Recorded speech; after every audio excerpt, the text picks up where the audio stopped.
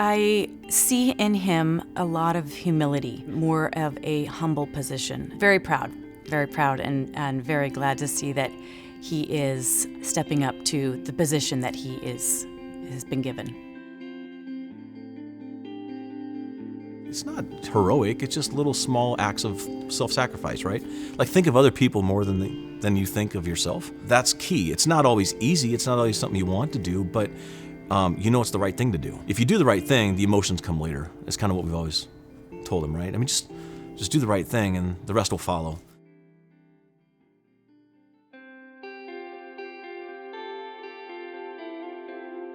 I played baseball growing up, played football. I remember pitching in a baseball game in like sometime in maybe late May or something, and it was like 30 degrees and raining. So that's kind of my memory of baseball in Washington, but it was a good place. Brian, as a child, like young age, knew like all the baseball players in Seattle. Loved them. Really young, just really had this focus on sports, and it wasn't just one sport, he loved all sports. The bull in the china closet, for sure. He never had bad intentions. He just he just broke things. You know, he was just the biggest kid around and didn't mean it. So we had to tell him, hey, you're really strong. Just, you got to know that, right? Be slower. Don't swing the bat inside the house. I started, it was tackle football in 4th grade. Put my helmet on, started crying because my helmet hurt. I went and I told my coach, and he found me a new helmet or whatever, but that was just kind of the first time, and I really wanted to play receiver. I always loved catching the ball. I would always go out and play catch with my dad in our street. I think that's why I have such great hands now. I kind of like to brag about them a little bit, but I really wanted to play receiver, and then my dad was like, hey, I think you should try out quarterback. I think it's a good position for you. I called the coach, and having never done this before, said, hey, Brian's my son, and he said, great, what position does he play? And I said, well, I think he plays quarterback. And he says, Mr. Lewerke, everyone's father says they ought to play quarterback. And obviously I was like, okay, sorry, he just wants to be on the field. Just put him in any position you want him to put him in, right? And so we did. By the 3rd practice, he was a quarterback. And it wasn't because you throw a lot, because at that age, you just simply got to know the game, and you got to be athletic, and it happened to be the position where the coach thought would be best for him.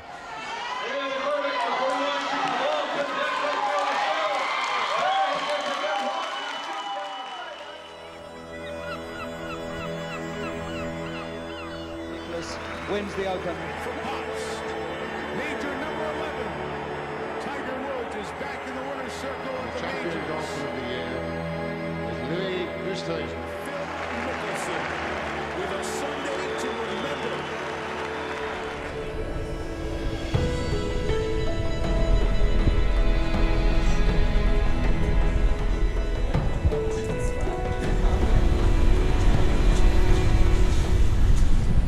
So how do you feel about your first trip to Scotland? It's amazing. So excited.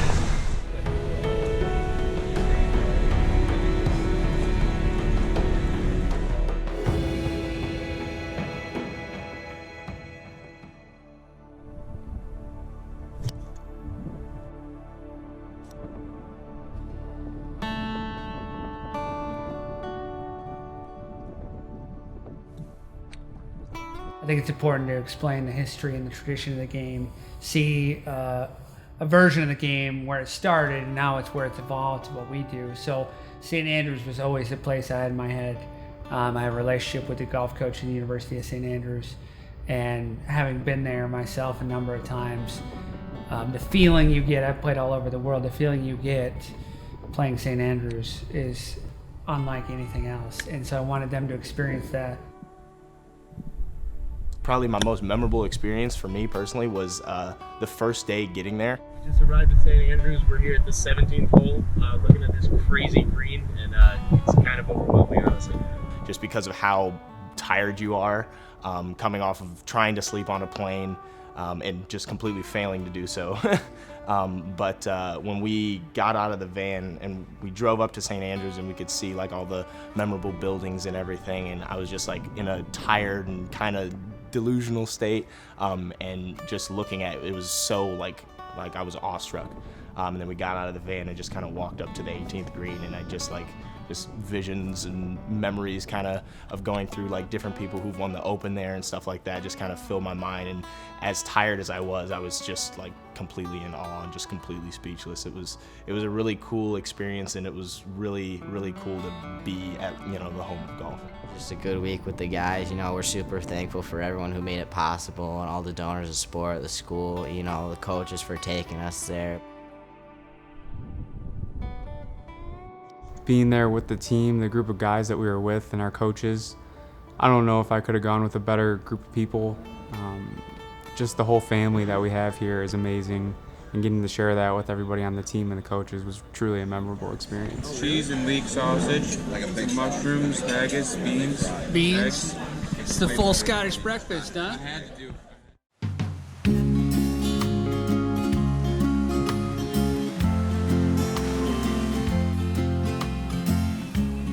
My family's actually Samoan, which is a smaller Polynesian island. But they all moved to Hawaii. My grandma and my grandpa moved there. My mom is one of 14, so she has a lot of siblings. Growing up, we used to go visit them and stuff all the time. The culture has become part of our kids' upbringing. It's a very rich culture. It's a culture that has warm hospitality. It has a culture where family is very important. It's a close-knit family. There's lots of reverence and respect for one another. We love to get together and have large gatherings, and we sit around and fellowship. We sing praises, have prayer, and we eat. We really enjoy that, and it was good for them to experience it. The culture there is really, really big. One thing that they always preach is family. So I'm the type to text my mom every day, call my mom, call my dad. I'm always in touch with my brother. So family is what keeps me going. Growing up, we used to go visit them and stuff all the time, but the reason my mom moved to Michigan is because my dad was stationed in the Army. It was a culture shock because being from Hawaii, it's really laid back, and it's like a whole different state. Talia was born in Lansing. Interesting enough, my husband was in the State Trooper Academy, and it was just nice that she was able to full circle and kind of come back here to Michigan State. Talia, when she was probably around 5 or 6 years old, I was participating in a beach tourney, 2-person beach volleyball tournament, and she would just pick up the ball and come over to where I was, and so I would take that opportunity to just kind of demonstrate some of the skills to her. So I positioned her hands like a platform, and then I would toss the ball and have her repeat it. She's always been in my corner, helping me out, coaching me ever since I was younger. She was actually my middle school volleyball coach in 7th and 8th grade, and then she followed me to high school and was the freshman volleyball coach. She was there talking to me, helping me with the ropes and my skills, and then just also she knew what it took to become a college volleyball player, and so she was always in my corner rallying for me, helping me out even on my bad days. I'm very proud of Talia. She's a very hard worker. I think she's a great leader as well. She likes to take charge. She leads by example. She's very encouraging to her teammates. She is very mentally tough.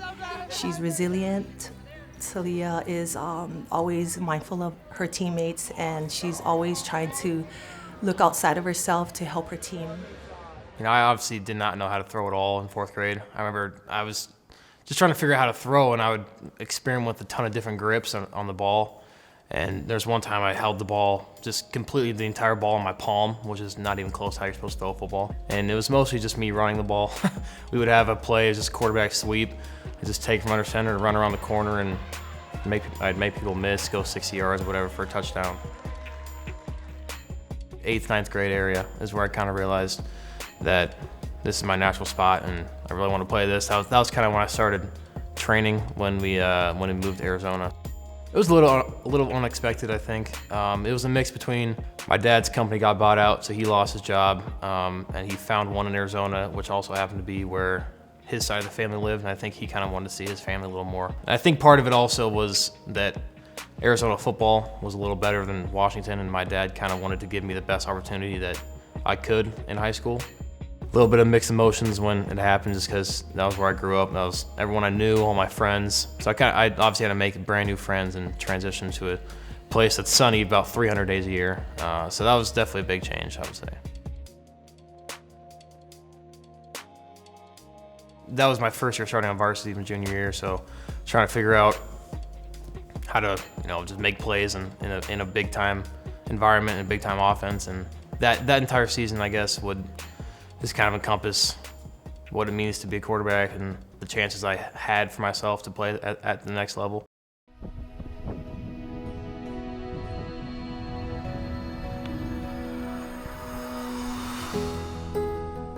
The primary purpose from a team development standpoint was our season starts the second day of class this year. That's not a lot of time to have your players in front of you. So going to Scotland a week before allowed us to bond, interact, develop some practices that we're going to use all year. So when the first day of school hits, we can leave the next day and be ready.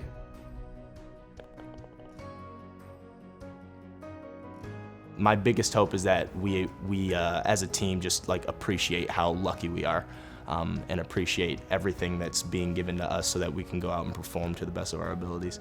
I don't know of any other team that just gets to go over to Scotland, and especially being a senior, I'm my appreciation for what our coaches have done. Go work, Brownie kid. And what they had to do in order to get that trip set up for us is through the roof. I can't even begin to thank them enough. And I just hope that appreciation and that feeling of, wow, we're this lucky, kind of stays with us, because I think it acts as a catalyst to go out and perform to the best of our abilities and prove and show people why we get to go on trips like that. Honestly, surprised me most was just how slow these greens are. I think that First of all, collegiate athletics, yes, they're about winning and losing. I think in basketball, football, that's a primary mission, of course, and it's very important to us. But this is an educational experience that we hope broadens their view of the world. So number one, that's what I wanted them to get out of it. Number two, I wanted what I think the most exciting and important year of my tenure here so far is this year we're hosting the NCAA tournament. I wanted to develop the team piece right away. And lastly, I hope that the moments we shared together over there are something, not just player-coach, but coach-coach, player-player, the interpersonal moments where we didn't have our phones out every second because we couldn't, will be cherished for a long time, because they certainly will for me. That was my 6th trip to the United Kingdom to play golf, and it was the most special because my players were there.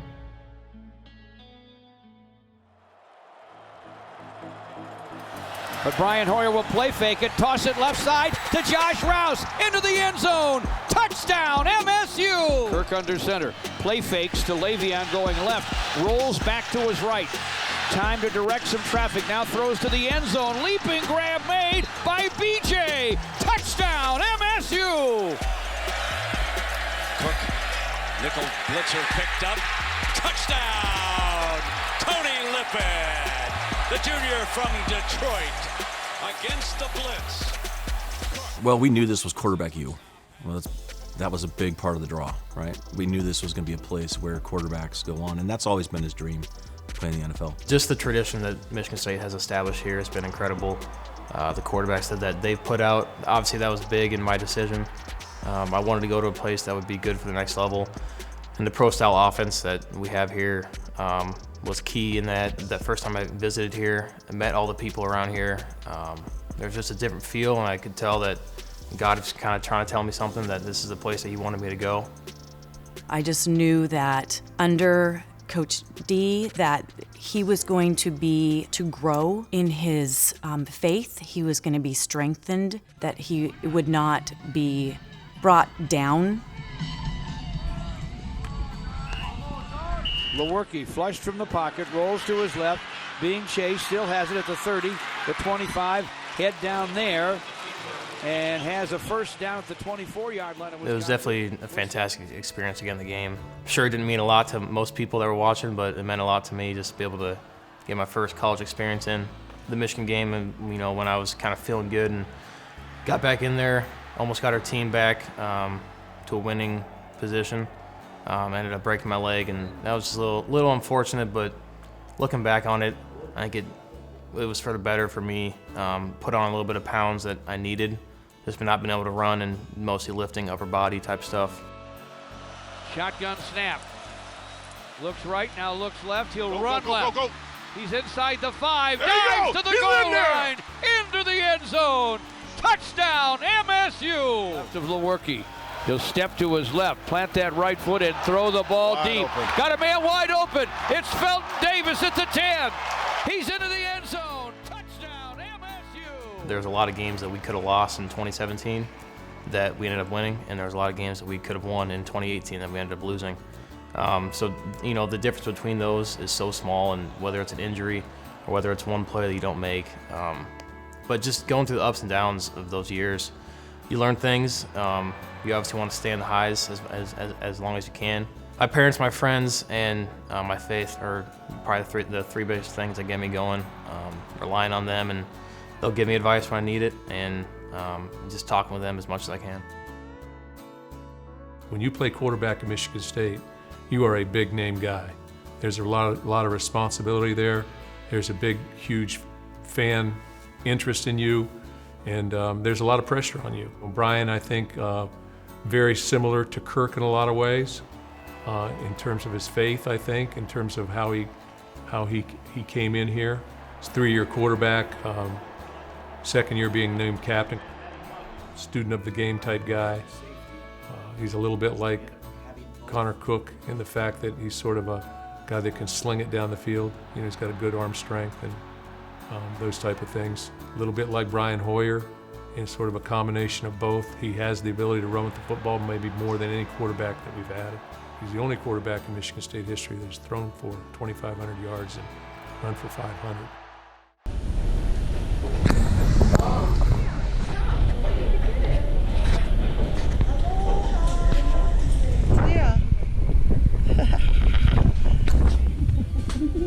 We went down there for I think 9 days, and that's a little bit shorter than what we usually go for, but went to see my family. My grandma still lives there, and a lot of my mom's siblings. I love seeing my grandma. She's 89 now, and so she's been going strong. She loves going to exercise class and all this stuff, but I don't know, I love to go see her because it's just so different. Just comparing it's like two different worlds basically. So they all speak Samoan there. My mom is bilingual, so they all, even like my first cousins, they all know and can understand the language. Being immersed in a whole different culture while I was there and whenever I'm there, I just love being in it because it's just so different for me, and it's something that I'm really, really proud to be a part of. I think the biggest thing that I like Talia to take away from her experiences, especially with the culture, is just the discipline, the love for others, being kind to others, and also that she will continue to have and grow with her volleyball sisterhood. I think it's just an amazing experience, and also that it's lifelong. And I really believe that, I think if she can continue that, she'll always be successful in life. The giving of a lei is it symbolizes greeting, love. You get a lei when you get off the airplane, you're greeted with a lei when you say goodbye. So that's very heartfelt. For my mom, it's really hard, because her mom's getting older and we don't get to go back as much. So every chance that we get to go there and we get to see her and we get to see our family is just a great opportunity that we take full advantage of.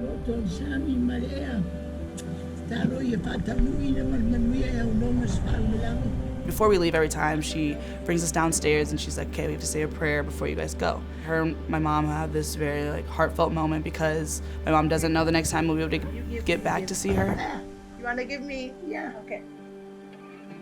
The moment where she puts the lei on and I'm just like, wow, I love being here and I love her.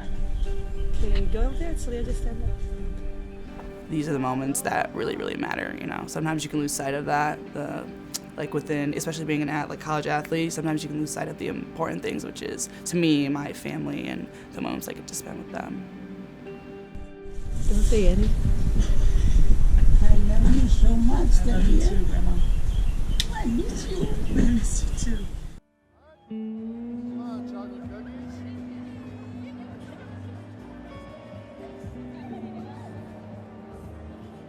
Obviously, the quarterback is kind of the face of a program and probably the most recognizable person. So I kind of use that to my advantage in ways that I can help in the community. And St. Baldrick's was one of them. When I shaved my head, that was a great time with I think probably 4 or 5 other football players, and never had my hair that short before probably, especially after I was kind of known for having the long hair. I think that was big for that organization and just for MSU football as a whole.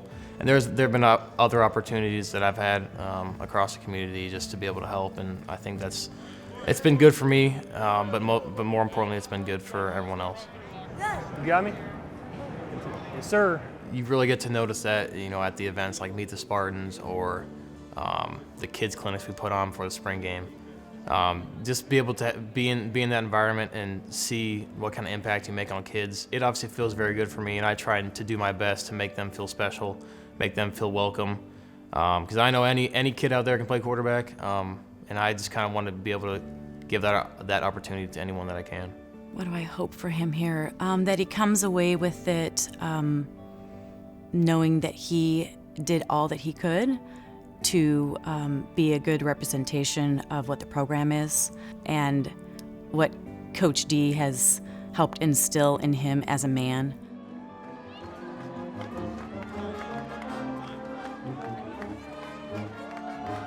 I want to be a guy that brought success to the football team as a whole. Maybe beyond that, I want to be a guy that was dependable and never gave up despite his position, whether it was good or bad.